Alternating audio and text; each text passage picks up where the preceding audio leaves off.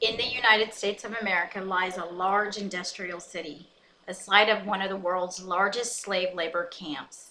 Near the center are community settlements where slaves live. Each morning, people move herd-like from these quarters into the industrial camp.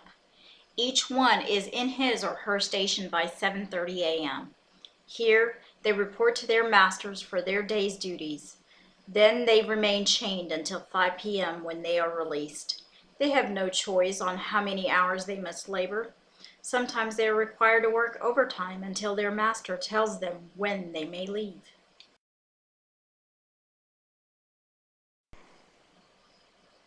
Each year, they are told when to take their vacation, for how long, and when they must return. They have little choice as to how much money they earn.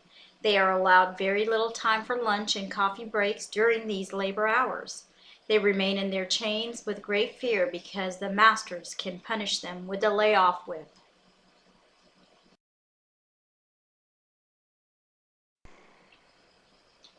It is said that even some slaves that are good and faithful have felt the sting of the whip. Day by day, year by year, they toil until the master decides that it is time for them to stop working. He then releases them to the retirement camps where they are forced to sit idle and wait for death. It's a well-known fact that the old slaves that try to work are sometimes whipped with the stop your pension whip.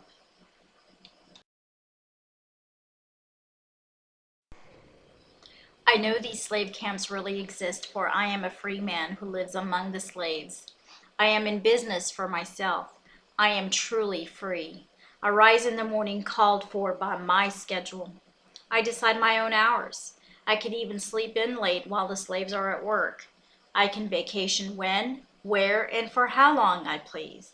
I am free to take my coffee and lunch break when I decide. And of course, I decide my own paycheck because I am not a slave. I can choose to work when and where I please, and with whom I please. I am free to stay in the city for as long as I want, or to move on to greener pastures if I decide to. I have seen many slaves sadly pack their belongings to leave the city in search of a new master. There is a ray of hope for the slave, though. He or she can buy his or her own freedom.